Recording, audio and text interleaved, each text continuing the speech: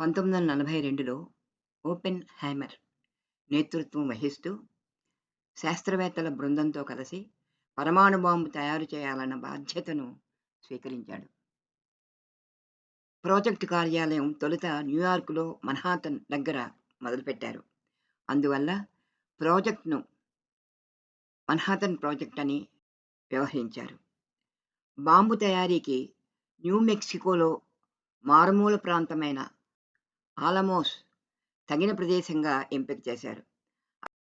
అక్కడ ఎత్తైన పర్వతాల మధ్య విశాల ప్రదేశంలో శాస్త్రవేత్తలు, ఇంజనీర్లు, కార్మికులకు గృహవసతులు, ప్రయోగశాలలతో రహస్యంగా ఒక నగరాన్ని నిర్మించారు. భౌతిక శాస్త్ర నిపుణులందరూ లాస్ ఆలమోస్ ప్రయోగశాలలో చేరి బాంబు తయారీ చేపట్టిన విషయం విదేశీయులెవరికీ తెలియకూడదు. యుద్ధ వాతావరణంలో జరిపే ఈ పరిశోధన వివరాలను చాలా రహస్యంగా ఉంచేవారు. శాస్త్రవేత్తలు మారుపేర్లతో మసలాలని ప్రాజెక్ట్ జనరల్ మేనేజర్ లెజ్లీ గ్రూవ్స్ ఆదేశించాడు. నీల్స్ బోర్ పేరు నికలస్ బేకర్, ఎన్రికో ఫెర్మి పేరు హెన్రీ ఫార్మర్, యూజిన్ విగ్నర్ పేరు యూజిన్ వాగ్నర్. ఈ విధంగా ఒకరోజు ప్రయోగ స్థలానికి వెళ్తూ ఉండగా గేటు దగ్గర కాపలాదారు ఐడెంటిటీ కార్డులను పరీక్షిస్తూ వారి పేర్లను అడుగుతున్నాడు. ఫార్మర్ పేరుతో ఉన్న కార్డును ఫెర్మి చూపించాడు. ఆ రోజు యూజిన్ విగ్నర్ తన ఐడెంటిటీ కార్డును జేబులో పెట్టుకోవడం మర్చిపోయాడు. ఫెర్మీని వదిలిపెట్టిన కాపలాదారు విగ్నర్ని పేరు చెప్పమని అడిగాడు. మతిమరపు విగ్నర్ తన పేరు చెప్పడానికి తడబడుతూ విగ్నర్ అని ముందు చెప్పి ఆ తరువాత వాగ్నర్ అన్నాడు. కాపలాదారికి అనుమానం వచ్చింది. అతని దగ్గర ఉన్న పేర్ల జాబితాను చెక్ చేసి చూస్తే అందులో వాగ్నర్ పేరు ఉంది. ఫెర్మీని బాగా గుర్తుపట్టి ఉండడం చేత ఫెర్మీ వైపుకి తిరిగి, ఏమండి, ఇతని పేరేమిటి? వాగ్నర్ అని అంటున్నాడు, నిజమేనా అని అడిగాడు. ఫెర్మీ వెంటనే తడుముకోకుండా, అవును, ఇతనే వాగ్నర్. నా పేరు ఫార్మర్ అన్నది ఎంత నిజమో ఇతను వాగ్నర్ అవ్వడం కూడా అంతే నిజం అని చెబుతూ చిరునవ్వును తన పెదవులలోనే దాచేసుకున్నాడు. ఫెర్మీని నమ్మిన కాపలాదారు వాగ్నర్ని వదిలిపెట్టాడు. పరమాణు బాంబు తయారీకి ఇంకా చాలా అవరోధాలను శాస్త్రజ్ఞులు అధిగమించాల్సి ఉంది. ప్రకృతిలో దొరికే సహజ ఐసోటోపులైన యురేనియం 234, యురేనియం 235, యురేనియం 238లు ఎప్పుడూ మిశ్రమంగా దొరుకుతాయి. వీటి ధర్మాలు సర్వసమానంగా ఉంటాయి కనుక అవి కలిసి ఒక ఖనిజ రూపంలోనే దొరుకుతాయి.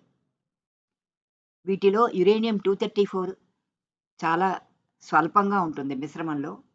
అది కేంద్రక విచ్ఛితి చెందదు. మిశ్రమంలో ఎక్కువ శాతం అంటే దాదాపుగా 99.3% వరకు యురేనియం 238 ఉంటుంది. వీటి రసాయన ధర్మాలు సర్వసమానంగా ఉంటాయి కనుక మిశ్రమం నుండి పరమాణు బాంబు తయారీకి ఉపయోగపడే యురేనియం 235ని వేరు చేయడానికి సులువైన రసాయన పద్ధతులేమీ లేవు. యుఎస్ వారి మిలిటరీ పరమాణు శక్తి ప్రోగ్రాం, అంటే దీని పేరు యుఎస్ మిలిటరీ అటామిక్ ప్రోగ్రాం, దీని తాలూకు కోడ్ నేము మన్హాటన్ ప్రాజెక్టు. ఈ కోడ్ నేమ్ని వాడుతూ పని మొదలుపెట్టారు. యురేనియం ఐసోటోపుల మిశ్రమంలో యురేనియం 235ని సంవర్ధితం చేయడమే, అంటే ఎన్రిచ్మెంట్ చేయడమే అనగా మిశ్రమంలో దాని యొక్క శాతాన్ని బాగా పెంచడమే ఈ ప్రాజెక్టులో ప్రధానమైనటువంటి అంశం.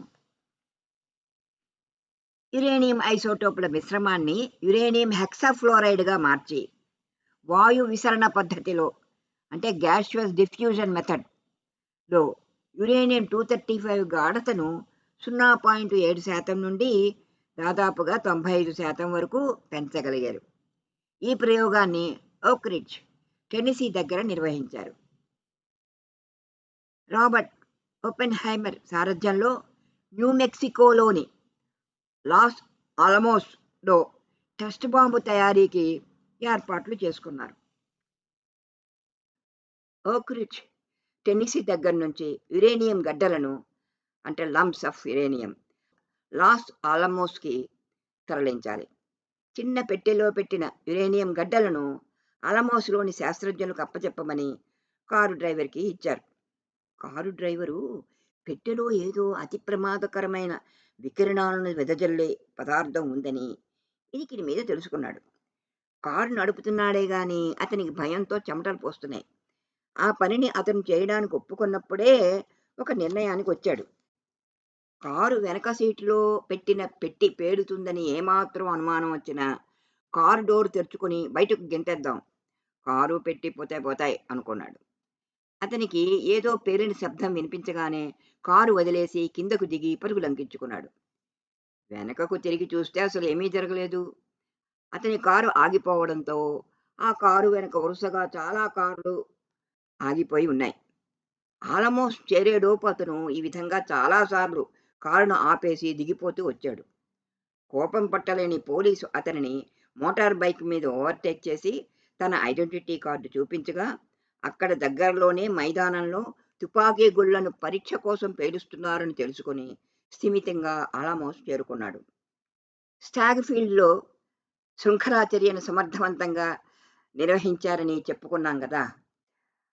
ఆ తర్వాత సరిగ్గా 31 నెలల తర్వాత జూలై 1945న న్యూ మెక్సికోలోని అలమోగార్డో ఎడారిలో మొట్టమొదటి టెస్ట్ బాంబుని పేల్చారు. వైజ్ఞానిక మేధావర్గం అంతా కలిసి కూడగట్టుకుని అహోరాత్రులు పనిచేసి వారి స్వప్నాన్ని సాకారం చేసుకున్నారు. పరమాణు గర్భంలో ఉన్న శక్తిని వెలికి తీయగలిగారు. బాంబుని రూపకల్పన చేయగలిగారు. యురేనియం గన్ టైపు బాంబు ఒకటైతే ప్లూటోనియం ఇంప్లోజన్ టైపు బాంబు మరొకటి. జూన్ 1945న బాంబుని లాస్ ఆల్మోస్ నుండి అలమోగార్డోకి ఒక ట్రక్కులో తీసుకొని వెళ్ళారు. అలమోగార్డోలో ఒక స్టీల్ టవర్ని నిర్మించారు. 1945 జూలై 16న 5:29:45 టెస్ట్ బాంబుని పేల్చారు. ఆ ఎడారంతా ఒక్కసారి అద్భుతమైన కాంతితో నిండిపోయింది. వైజ్ఞానిక చరిత్రలో ఒక మైలురాయిగా నిలిచిపోయింది. ఆ తరువాత 1945 సంవత్సరం ఆగస్టు 6వ తేదీన ఉదయం 8:15 జపాన్లోని హిరోషిమా పైన యురేనియం 235 బాంబు లిటిల్ బాయ్ అనే పేరు పెట్టి వదిలారు. కొన్ని వందల వేల జనాలు అక్కడికక్కడే ఆ క్షణాన్ని ప్రాణాలు విడిచారు. 1945 చివరి రోజులు వచ్చేసరికల్లా 140,000 మంది కంటే ఎక్కువ మంది చనిపోయారు. వికిరణ ప్రభావం వచ్చే కాలిన గాయాలతో తీసుకొని 1945 చివరి నాటికి 140,000 మంది కంటే ఎక్కువ మంది చనిపోయారు. ఆ తరువాత 1945 ఆగస్టు 9వ తేదీన సరిగ్గా 11:02 జపాన్లోని నాగాసాకి మీద మరొక బాంబు వేశారు. ఈ బాంబు పేరు ఫ్యాట్ మ్యాన్గా పెట్టుకున్నారు. నాగాసాకి బాంబులో యురేనియం 238ను ప్లూటోనియం 239గా మార్చి వాడారు. ప్రపంచంలోని మానవ మేధావులంతా ఒకచోట గుమిగూడి సాధించిన ఘన విజయం మరపురాని మానవ విషాదానికి కారణమైంది. కేంద్రక యుగం ప్రారంభమైంది. ఏ దేశ చరిత్ర చూచినా ఏమున్నది గర్వకారణం, నరజాతి చరిత్ర సమస్తం పరపీడన పరాయణత్వం, రణరక్త ప్రవాహ సిక్తం భీభత్సరస ప్రధానం అన్నాడు అందుకే శ్రీశ్రీ. కేంద్రక విచ్ఛితిని నియంత్రిస్తూ జరిపే చర్యను వాడుతూ కేంద్రక శక్తిని విద్యుత్ శక్తిగా మార్చే న్యూక్లియర్ రియాక్టర్లు రూపుదిద్దుకున్నాయి. 2023 వరల్డ్ ఎలక్ట్రిసిటీ ప్రొడక్షన్ వారి లెక్కల ప్రకారము కేంద్ర శక్తిని విద్యుత్ శక్తిగా మార్చే రియాక్టర్లు ఈ విధంగా 9% వరకు ఉన్నాయని లెక్కలు చెప్తున్నాయి ప్రపంచవ్యాప్తంగా. మన భారతదేశంలో చెన్నైలోని కాలపాకం దగ్గర, మహారాష్ట్రలోని తారాపూర్ దగ్గర న్యూక్లియర్ శక్తి నుండి విద్యుత్ శక్తిని పొందే న్యూక్లియర్ రియాక్టర్లు ఏర్పాటయ్యాయి. ట్రాంబే దగ్గర పరిశోధనకు పనికి వచ్చే రియాక్టర్ను నిర్మించారు. దీని పేరు అప్సరా. అప్సరా రియాక్టర్లో పరిశోధనకు పనికి వచ్చే ఐసోటోపులు తయారవుతున్నాయి. దీనిని తొలిసారిగా 1956లో నిర్మించగా 2009లో దాన్ని మూసివేశారు.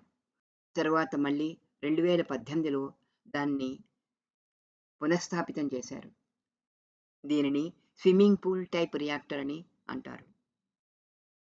ఇదే మన ఇండియాలోనే కాదు, ఏసియాలోనే మొట్టమొదటి న్యూక్లియర్ పరిశోధన రియాక్టర్. ఇక్కడ భౌతిక శాస్త్రజ్ఞులు, రసాయన శాస్త్రజ్ఞులు, ఇంకా ఇంజనీర్లు, పర్యావరణ శాస్త్రవేత్తలు మొదలైన వాళ్ళందరూ కూడా పరిశోధనలు నిర్వహిస్తున్నారు. ముఖ్యంగా ఇదివరకే చెప్పుకున్నట్టు రేడియో ఐసోటోపులు ఇక్కడ తయారవుతున్నాయి. మనం ఈనాడు వాడుకుంటున్న విద్యుత్ శక్తిని అతి తక్కువ ధరలో పొందగలిగే పద్ధతి న్యూక్లియర్ రియాక్టర్ల నుండే. కానీ రియాక్టర్ నిర్మాణంలో ఏమాత్రం లోపం వచ్చినా ప్రమాదాలు, వాటి వల్ల వచ్చే నష్టం అపారం. ఈ విచ్ఛిన్న చర్యలో ప్రమాదకరమైన రేడియోధార్మిక ఐసోటోపులు ఉంటాయి. ప్లూటోనియం 239 అత్యంత విష స్వభావం గల పదార్థం. రేడియోధార్మిక ఐసోటోపులు వెలువరించే వికిరణాలు అన్ని రకాల జంతు వృక్షజాతులపై తీవ్ర ప్రభావాన్ని చూపుతాయి. 1979లో పెన్సిల్వేనియాలోని 3 మైల్ ఐలాండ్ రియాక్టర్లో జరిగిన ప్రమాదం చాలా అనర్థాలకు దారితీసింది. సోవియట్ యూనియన్లో 1986 ఏప్రిల్ 26న చెర్నోబిల్ న్యూక్లియర్ విషాదం కేంద్రక చర్య అదుపు తప్పితే జరిగే అనర్థాలని మనకి తరచూ గుర్తు చేస్తూనే ఉంది. 1991లో తారాపూర్ పవర్ ప్లాంట్ దగ్గర జరిగిన దుర్ఘటనలో న్యూక్లియర్ వ్యర్థ పదార్థాలను కాలువలోకి వదలడం వల్ల అనేక పశువులు చనిపోయాయి. రేడియోధార్మిక వ్యర్థ పదార్థాల విసర్జనానికి అనువైన పద్ధతి రూపొందిన నాడే యురేనియం వంటి కేంద్రక ఇంధనాల వాడుక సురక్షితమవుతుంది. అంతేకాక యురేనియం వంటి